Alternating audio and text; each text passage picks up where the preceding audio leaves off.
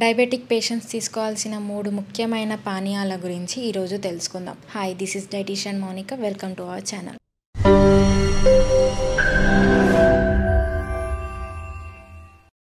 మొదటి పానీయం నీళ్లు. అవునండి, డయాబెటిక్ పేషెంట్స్కి సరిపడా నీళ్లు శరీరంలో ఉండడం చాలా ముఖ్యం. ఎందుకంటే డీహైడ్రేషన్ అంటే మన శరీరంలో ఉండాల్సిన నీటి శాతం కంటే తక్కువ ఉంటే గనక దాన్ని డీహైడ్రేషన్ అంటారు. ఒకవేళ డీహైడ్రేషన్ అయితే గనక మన బాడీలో రక్తం అనేది చిక్కబడుతుంది. ఈ చిక్కబడిన రక్తం వల్ల కిడ్నీలపై లోడ్ ఎక్కువ అవుతుంది. ఎందుకంటే రక్తంలో ఉండే ఎక్స్ట్రా షుగర్స్ ని కిడ్నీలు యూరిన్ ద్వారా ఫ్లష్ అవుట్ చేయాలి. డయాబెటిక్ పేషెంట్స్ సరిపడా నీళ్లు తీసుకుంటే ఈజీగా షుగర్ ని కంట్రోల్ చేసుకోవచ్చు మరియు ఎలాంటి కాంప్లికేషన్స్ కూడా రాకుండా చూసుకోవచ్చు. హైడ్రేషన్ ప్రాపర్ గా ఉంటే గనక రక్తం అనేది చిక్కబడదు అండ్ కిడ్నీలపై ఎక్కువ లోడ్ అనేది కూడా ఉండదు. కాబట్టి వాటర్ అనేది ఎక్కువగా తీసుకోవాలి. డయాబెటిక్ పేషెంట్స్ ఎంత నీళ్లు తీసుకోవాలి అంటే 2 లీటర్ల నీళ్లు తీసుకోవాలి లేదా 8 గ్లాసుల నీళ్లు కంపల్సరీగా రోజు తీసుకోవాలి. ఇంకా మీ లైఫ్ స్టైల్స్ ని బట్టి కొంతమంది ఎండలో పని చేయడం ద్వారా, వ్యాయామం ఎక్కువ చేయడం ద్వారా నీటి శాతాన్ని స్వెట్టింగ్ రూపంలో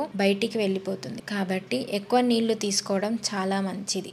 యూరిన్ నుంచి షుగర్స్ ఎక్కువగా పంపించినప్పుడు మనం ఈజీగా డీహైడ్రేట్ అవుతాం. కాబట్టి ఎప్పుడు హైడ్రేట్ గా ఉండడం చాలా ముఖ్యం. డయాబెటిక్ పేషెంట్స్ తీసుకోవాల్సిన రెండవ పానీయం జింజర్ టీ. అల్లంలో antioxidants, anti inflammatory properties ఎక్కువగా ఉంటాయి. దీన్ని మనం టీలో గానీ, కషాయంలో గానీ లేదా రెగ్యులర్ గా తీసుకునే ఆహార పదార్థాలలో యాడ్ చేసుకోవడం చాలా మంచిది. ఈ అల్లంని మనం రెగ్యులర్ గా తీసుకోవడం వల్ల మన శరీరంలో ఎలాంటి ఇన్ఫ్లమేషన్ ఉన్నా కూడా తగ్గించుకోవచ్చు. డయాబెటీస్ పేషెంట్స్, అధిక బరువు ఉన్న వాళ్ళు లేదా ఫ్యామిలీ హిస్టరీ ఉన్న వాళ్ళు, హై కార్బోహైడ్రేట్ డైట్ తీసుకునే వాళ్ళల్లో ఇన్ఫ్లమేషన్ ఎక్కువగా ఉంటుంది. ఒకవేళ ఇన్ఫ్లమేషన్ ఎక్కువగా ఉంటే గనక ఇన్సులిన్ అనేది సరిగ్గా పని చేయదు. దీని వల్ల మనం టాబ్లెట్స్ అనేది ఎక్కువగా వాడుకోవాల్సి వస్తుంది. ఎంత డైట్ కంట్రోల్లో చేసినా కూడా కంట్రోల్ అవ్వదు. సో ఇలాంటి యాంటీ ఇన్ఫ్లమేటరీ ఫుడ్స్ ని మనం మన డైట్ లో ఇంక్లూడ్ చేసుకోవడం వల్ల షుగర్స్ ని కూడా మనం కంట్రోల్ చేసుకోవచ్చు. డయాబెటిక్ పేషెంట్స్ తీసుకోవాల్సిన 3వ పానీయం లెమన్ వాటర్. లెమన్ వాటర్ తీసుకున్నప్పుడు ఆహారంలో pH లెవెల్స్ అనేది పెంచుతుంది. లెమన్ వాటర్ లో యాసిడ్స్ ఉంటాయి.